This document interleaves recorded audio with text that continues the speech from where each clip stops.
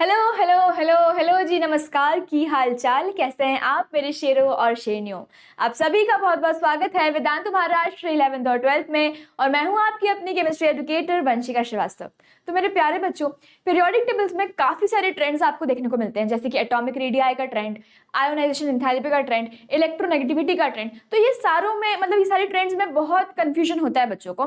तो आज की वीडियो उसी पे होने वाली है कि यार ये ट्रेंड्स कैसे याद करना है, और एक्चुअली में ये ट्रेंड्स होते क्या है, उनके पीछे रीजन होता है कि अगर डाउन द ग्रुप जाएंगे तो एटॉमिक रेडियाई बढ़ रहा है, ऐसा क्यों।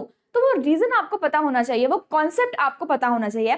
तो बस आज की वीडियो उसी पे होने वाली है। तो जल्दी से वीडियो को करेंगे लाइक और शुरू करते हैं। अपना नोटबुक और पेन साथ में लेके बैठो, ताकि यहाँ पे जितने भी कॉन्सेप्ट्स आएंगे आप उसको नोट डाउन करेंगे। तो यहाँ देखो, अगर मैं पीरियोडिक टेबल ट्रेंड्स की बात करूं तो यार यहाँ देखो, सबसे पहले हम बात करने वाले हैं एटॉमिक रेडियाई के बारे में। एटॉमिक रेडियस क्या होता है कि साइज ऑफ द एटम के बारे में, ठीक।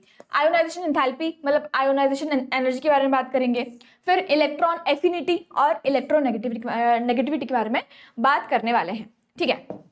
तो सबसे पहले स्टार्ट करते हैं एटॉमिक रेडियस। तो एटॉमिक रेडियस बेसिकली है क्या? What is atomic radius? हम बोल रहे हैं एटम का रेडियस। और एटम का शेप क्या होता है? जनरली एटम का शेप क्या है, हमने ऐसा माना स्फीयर, ठीक है, क्योंकि हमने आज तक एटम को देखा नहीं है।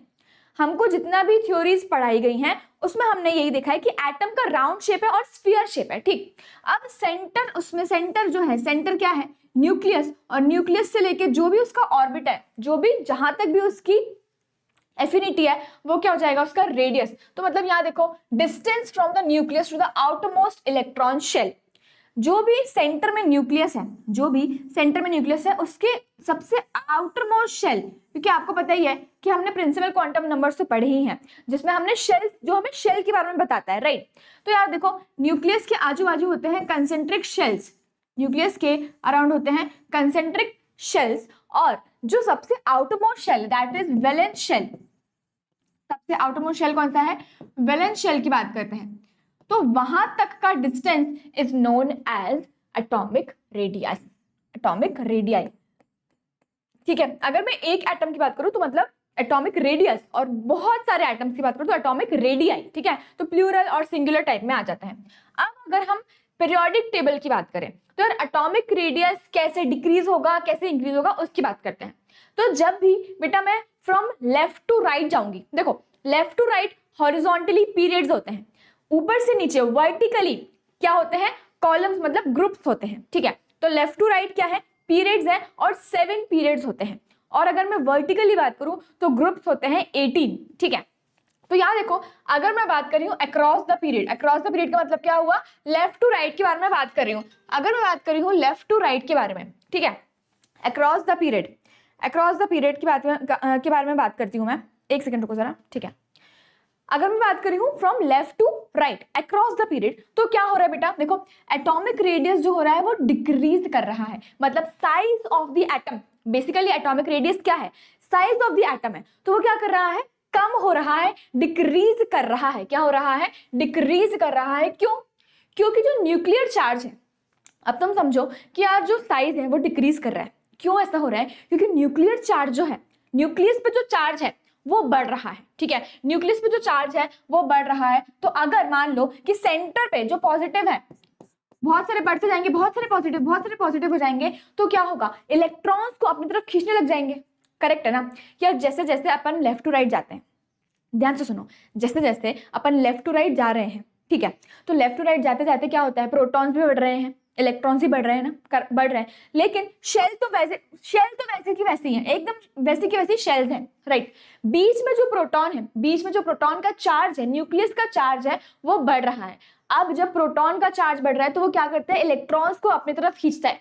उसके कारण जो एटम का साइज है वो डिक्रीज होना स्टार्ट कर देता है। इसलिए हम बोलते हैं कि जब भी हम लेफ्ट टू राइट जा रहे हैं, जब भी हम लेफ्ट टू राइट जा रहे हैं तो एटॉमिक साइज, जो एटम का साइज है वो डिक्रीज कर रहा है, ठीक है। एटम का साइज क्या करता है? डिक्रीज कर रहा है। अब जब हम टॉप टू बॉटम जाते हैं, मतलब कि ग्रुप्स में, ठीक है, वर्टिकली जा रहे हैं, तो एटम का साइज क्या कर रहा है? बढ़ रहा है। तो जैसे ही डाउन द ग्रुप जाएंगे एटॉमिक साइज क्या करेगा? बढ़ जाएगा। एटॉमिक साइज क्या करेगा? बढ़ जाएगा। अब ये सिंपल सी बात है, क्यों बढ़ेगा? क्योंकि बेटा डाउन द ग्रुप जैसे ही जा रहे हैं तो नंबर ऑफ शेल्स बढ़ रहे हैं, ठीक है, नंबर ऑफ शेल्स बढ़ रहे हैं। जैसे मैंने यहाँ बनाया, यहाँ पे तो एक शेल होगा, मान लेते हैं एक दो शेल है, ठीक है, इसके बाद शेल बढ़ गया, 3 शेल हो गए, फिर ऐसे और शेल हो गए, 4 शेल हो गए।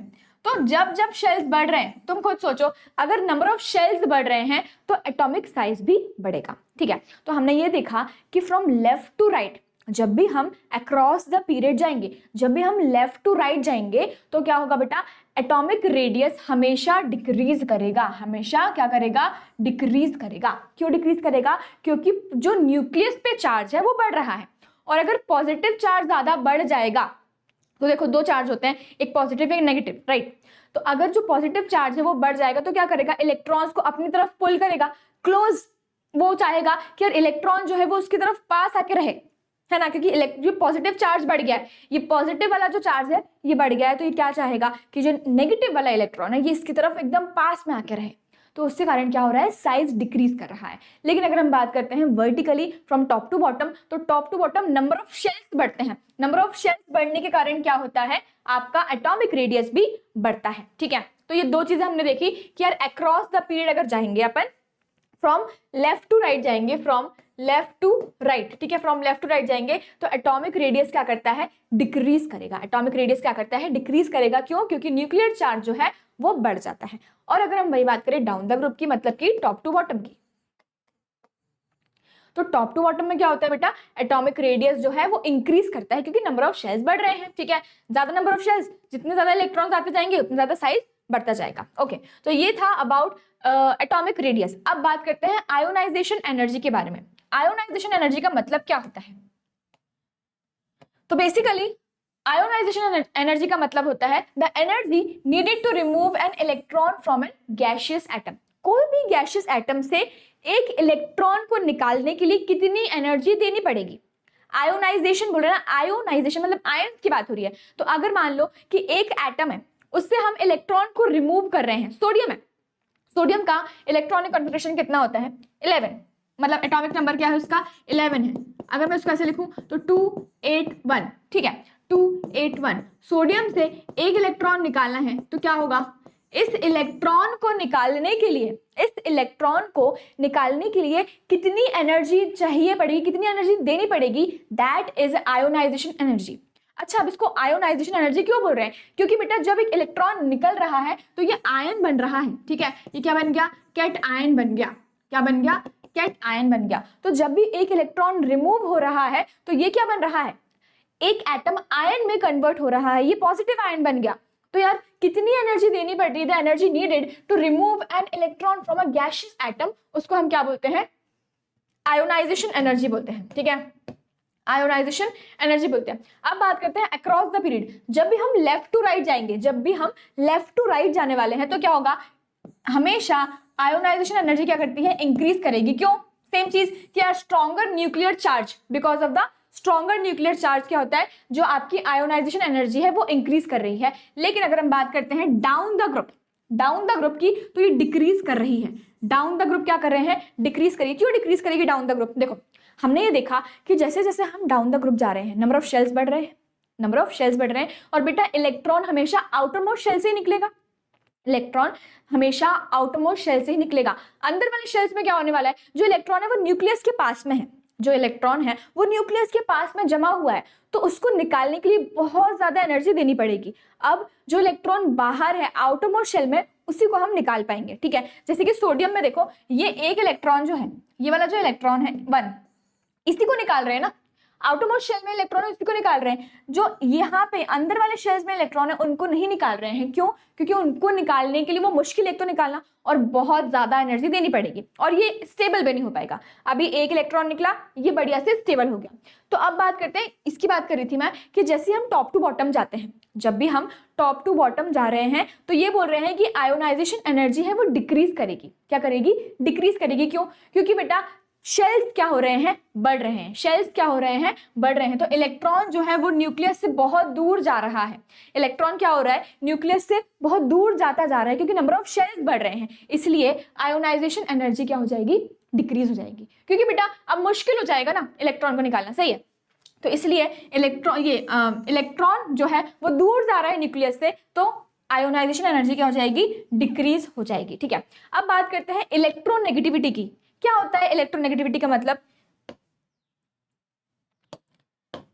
क्या होता है कि यार जब दो दो आपके एटम्स हैं, ठीक है, दो आपके एटम्स है, वो एक बॉन्ड बना रहे हैं, वो शेयर कर रहे हैं, ठीक है, तो उस बॉन्ड को ब्रेक करना, उस बॉन्ड को ऐसे ब्रेक करना कि यार यहाँ पे जो एक एटम है वो ज्यादा पावरफुल है और यहाँ पे जो है वो कम पावरफुल है। तो ये पावरफुल का मतलब क्या हुआ, उसके पास इतनी शक्तियां हैं कि वो इलेक्ट्रॉन को खींच सकता है, समझ गए।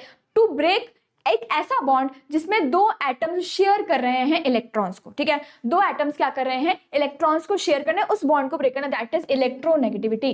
A measure of how strongly an atom attracts bonding electrons, ठीक है, कोई भी एटम की पावर की वो कितने इलेक्ट्रॉन्स अपने पास खींच सकता है। अगर मैं बात करूं ऑक्सीजन और हाइड्रोजन की, तो O और H ने बॉन्ड बनाया, अब ऑक्सीजन के पास ज्यादा इलेक्ट्रोनेगेटिविटी की पावर है, वो क्या करेगा, हाइड्रोजन से इलेक्ट्रॉन्स को खींच लेगा, ठीक है, तो दोनों ने शेयर करे हुए थे इलेक्ट्रॉन्स, ऑक्सीजन भी था हाइड्रोजन भी था, दोनों ने शेयर करे थे, लेकिन क्या किया, ऑक्सीजन जो है वो ज्यादा पावरफुल है, ज्यादा इलेक्ट्रोनेगेटिव है, इसलिए जो शेयर किए थे वो इलेक्ट्रॉन्स अपनी तरफ खींच लिए, उसको बोलते हैं इलेक्ट्रोनेगेटिविटी। अब मैं बात करूं अगर अक्रॉस द पीरियड, मतलब कि फ्रॉम लेफ्ट टू राइट, तो इलेक्ट्रोनेगेटिविटी क्या होती है, इंक्रीज करती है, ठीक है, इंक्रीज करेगी। और अगर डाउन द ग्रुप बात करते हैं, फ्रॉम टॉप टू बॉटम बात कर रहे हैं, तो ये डिक्रीज कर रही है, क्यों, क्योंकि ज्यादा इलेक्ट्रॉन्स, ज्यादा शील्डिंग पावर हो जाती है वहां पे, इसलिए इलेक्ट्रोनेगेटिविटी डिक्रीज करती है फ्रॉम टॉप टू बॉटम, ठीक है, from top to bottom.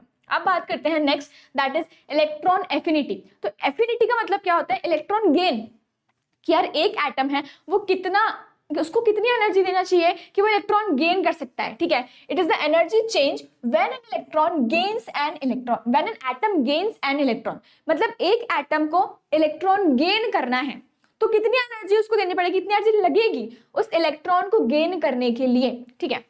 Across the period की बात करते हैं अगर, फ्रॉम लेफ्ट टू राइट, तो क्या होगा, इट जनरली इंक्रीज करती है, ठीक है, और अगर डाउन द ग्रुप की बात करें तो ये जनरली डिक्रीज करती है। The added electron enters the shell farther from the nucleus feeling less attraction, क्योंकि हमको ये पता है कि यार टॉप टू बॉटम जैसे ही जाएंगे shell, number of shells increase हो रहे हैं, तो इलेक्ट्रॉन को ऐड करना क्या है हमारे लिए, इजी है, ठीक है, न्यूक्लियस पे कोई भी उस पे अट्रैक्शन होने ही नहीं वाला है। ओके, तो this is about what, electron affinity. Okay, तो हमने ना चार चीजें डिस्कस करी, atomic radius, ionisation energy, electronegativity और इलेक्ट्रॉन एफिनिटी, ये चार चीजें हमने डिस्कस करी हैं। अब इसकी ना यहाँ पे तुम लोगों को एक ट्रिक बताती हूँ, ये देखो, और भी सारे आपके पीरियोडिक ट्रेंड्स होते हैं। अगर मैं एटॉमिक रेडियस की बात करूँ, देख रहे हो एटॉमिक रेडियस की बात करूँ, तो ये इंक्रीज, ये क्या कर रहा है, इंक्रीज कर रहा है, इंक्रीज कर रहा है from top to bottom. Top to bottom क्या करता है, इंक्रीज करता है, तो मैंने हमेशा ऐसे बनाया कि टॉप टू बॉटम ऐसे कर दो, तो ये बॉल छोटे से छोटे बड़े होती जा रही है, छोटे से बड़ी होती जा रही है। और अगर हम लेफ्ट टू राइट की बात करते हैं, लेफ्ट टू राइट की बात करते हैं, तो क्या होता है, डिक्रीज कर रही है, तो देखो बड़े से छोटा डिक्रीज, बड़े से छोटा डिक्रीज, और यहाँ से छोड़ दो, तो यहाँ से पकड़ो, यहाँ से और यहाँ से छोड़ दो, तो एटॉमिक रेडियस क्या है, बड़े से छोटा हो, मतलब लेफ्ट टू राइट क्या हो रहा है, डिक्रीज हो रहा है, और टॉप टू बॉटम इंक्रीज हो रहा है। तो देखो लेफ्ट टू राइट क्या हो रहा है, डिक्रीज हो रहा है, और टॉप टू बॉटम क्या हो रहा है, इंक्रीज हो रहा है, टॉप टू बॉटम क्या हो रहा है, इंक्रीज हो रहा है। तो इसका आप स्क्रीनशॉट ले सकते हो, ये बहुत ही इजी तरीका है कि आपको ionisation energy, electronegativity, electron affinity, atomic radius, ये सारी चीजें आपको याद हो जाने वाली हैं। तो यहाँ पे देखो एक बार फिर से मैं आपको समराइज कर देती हूँ कि एटॉमिक रेडियस जो है, अगर मैं अक्रॉस द पीरियड जाऊंगी, मतलब कि from left to right, from left to right अगर मैं जाऊंगी, तो ये क्या करता है, डिक्रीज करेगा, क्या करेगा, एटॉमिक रेडियस डिक्रीज करेगा, मैंने आपको बताया डिक्रीज करता है because of the nuclear charge. अगर मैं टॉप टू बॉटम, अगर मैं टॉप टू बॉटम की बात करूं, तो ये क्या करता है, इंक्रीज करेगा, क्या करेगा, इंक्रीज करेगा। अगर आयोनाइजेशन एनर्जी की बात करें, मतलब कि एक इलेक्ट्रॉन को निकालने में जितनी एनर्जी चाहिए, तो यार अगर अक्रॉस द पीरियड की बात करेंगे तो ये इंक्रीज करेगी, और डाउन द ग्रुप की बात करेंगे तो ये डिक्रीज कर रही है। अगर मैं इलेक्ट्रोनेगेटिविटी की बात करूं तो अक्रॉस द पीरियड इंक्रीज करता है, अक्रॉस द पीरियड क्या है, इंक्रीज करता है। तो हाइड्रोजन से लेकर अगर हम यहाँ तक जाएंगे पीरियोडिक टेबल में देखते हैं, बोरॉन, कार्बन, नाइट्रोजन, ऑक्सीजन, तो ये क्या है, इंक्रीज कर रही है इलेक्ट्रोनेगेटिविटी। तो तुमने देखा होगा कि फ्लोरीन सबसे ज्यादा इलेक्ट्रोनेगेटिव है, फ्लोरीन के पास बहुत टेंडेंसी है कि वो शेयर्ड पेयर ऑफ इलेक्ट्रॉन्स को खींच सकता है। तो फ्लोरीन, जितने भी हेलोजन्स होते हैं बहुत ज्यादा इलेक्ट्रोनेगेटिव होते हैं, उनके पास सुपर पावर होती है कि वो शेयर्ड पेयर ऑफ इलेक्ट्रॉन्स को खींच सकते हैं। तो अक्रॉस द पीरियड देखो इंक्रीज करती है, और टॉप टू बॉटम क्या करती है, डिक्रीज करती है। इलेक्ट्रॉन एफिनिटी का मतलब क्या हुआ कि यार एक एटम में इलेक्ट्रॉन भेजना है, एक एटम में हमें क्या करना है, जैसे क्लोरीन है, तो क्लोरीन को क्या चाहिए, एक इलेक्ट्रॉन चाहिए क्योंकि उसको स्टेबल होना है, तो क्लोरीन नेगेटिव बन जाएगा। Cl था, Cl ने एक इलेक्ट्रॉन गेन किया, इलेक्ट्रॉन गेन एंथैल्पी, ठीक है, एक इलेक्ट्रॉन गेन करके क्या बन गया, एनायन बन गया। तो अगर मैं अक्रॉस द पीरियड की बात करूं तो यहाँ पे क्या होता है, ये मोर नेगेटिव मतलब इंक्रीज करती है, और यहाँ पे डाउन द ग्रुप में क्या करती है, डिक्रीज करती है, ठीक है। तो ये this was all about periodic table trends. और इसी के साथ मैं आपको बताऊं, अगर पहले तो मैं आपको ये बताती हूँ कि क्लास 11th में अगर आप हो तो बेटा नीव बैच चल रहा है, जिसमें आपको शौर्य बैच भी एकदम फ्री ऑफ कॉस्ट मिलने वाला है, इतने प्राइस में, फॉर 1 ईयर, फॉर 2 ईयर, और ये है इन्फिनिटी और इन्फिनिटी प्लस। नीव बैच उन बच्चों के लिए है जो कि चाहते हैं कि उनका नीव स्ट्रांग हो। मतलब क्लास 11th में क्या होता है, प्रिपरेशन पीरियड होता है यार। अगर आपको सीईटी करना है या फिर आपको अदर कॉम्पिटिटिव एग्जाम्स की तैयारी करनी है तो उसकी प्रिपरेशन स्टार्ट होती है क्लास 11 से। तो हम आपका नीव बनाते हैं नीव बैच में, तो फटाफट से जाके एनरोल कर लो। इसी के साथ मैं आपको बताऊं अगर, तो MST CET की तत्व बुक आ चुकी है for physics, chemistry, biology and mathematics. इसको परचेस करने की प्राइस है ₹1800। तो अगर आपको इसको परचेस करना है, इसकी लिंक आपको डिस्क्रिप्शन बॉक्स में मिल जाएगी, वहां जाके आप इसको परचेस कर सकते हो। साथ ही बेटा मौर्य बैच चल रहा है फॉर CET स्टूडेंट्स। इसकी प्राइम बैच की जो प्राइस है वो है दिस। इन्फिनिटी में आपको बैचेस और बुक्स मिल जाएंगी, और इन्फिनिटी प्लस में आपको batches, books and personal mentors भी मिल जाएंगे। साथ ही एक IVSCT का स्कॉलरशिप टेस्ट है, जिसकी लिंक आपको डिस्क्रिप्शन बॉक्स में मिल जाएगी, वहां जाके आप इस टेस्ट को दोगे तो आपको 90% तक की स्कॉलरशिप मिल सकती है, अगर आप उस टेस्ट में अच्छे ग्रेड्स लेके आते हो तो। इसी के साथ बेटा ये है बहुत शानदार रिजल्ट्स फ्रॉम वेदांतु। देख रहे हो आप कितने आउटस्टैंडिंग रिजल्ट्स हैं ऑफ नीट UG 2026। इसी के साथ ये देखो टॉप 10, मतलब कि भाई AIR 10 आया है इनका यार नीट UG 2026 में। तो this is a very proud moment for Vedantu and all of us, because we are Vedantuans. And ये है JEE एडवांस 2026 का रिजल्ट। साथ ही बेटा ये देखो JEE मेंस 2000 ये भी 26 का रिजल्ट है। इसी के साथ क्लास 10th CBSE 2026 का रिजल्ट, और ये है क्लास 12th CBSE 2026 का रिजल्ट, जो कि बहुत ज्यादा शानदार है, बहुत ही ज्यादा शानदार है। And these results reminds us that अगर आप वेदांतु से पढ़ रहे हो, तो यार आपका फ्यूचर बहुत ज्यादा ब्राइट होने वाला है। तो जल्दी से जाओ, आपको जो भी बैच समझ में आ रहा है कि आपके लिए अफोर्डेबल है और आप उसमें एनरोल कर सकते हो, तो फटाफट से बिना किसी देर के एनरोल कर लो। साथ ही में वेदांतु के ऑफलाइन सेंटर्स भी आपको मिल जाएंगे। पुणे में मिल जाएंगे आपको PCMC, स्वारगेट, औंध और सिंहगढ़ में, और महाराष्ट्र में मिल जाएंगे आपको अमरावती, बुल्डाना, नागपुर, अहिल्यानगर और जलगांव में, जहां जाके आप 90% तक की स्कॉलरशिप को अवेल कर सकते हो। तो यार है ना कितनी मजेदार वाली बात कि नहीं। मुझे जल्दी से कमेंट करके बताएंगे कि आपको वीडियो कैसा लगा, और लाइक भी कर देंगे। आपको क्या टॉपिक है, कौन सा ऐसा टॉपिक है जिस पे आपको वीडियो चाहिए, वो भी मुझे आप कमेंट करके बता देंगे कि मैम इस टॉपिक पे वीडियो बना दो, ठीक है। तो मिलते हैं बेटा अपन नेक्स्ट किसी वीडियो में। Till then thank you so much for watching.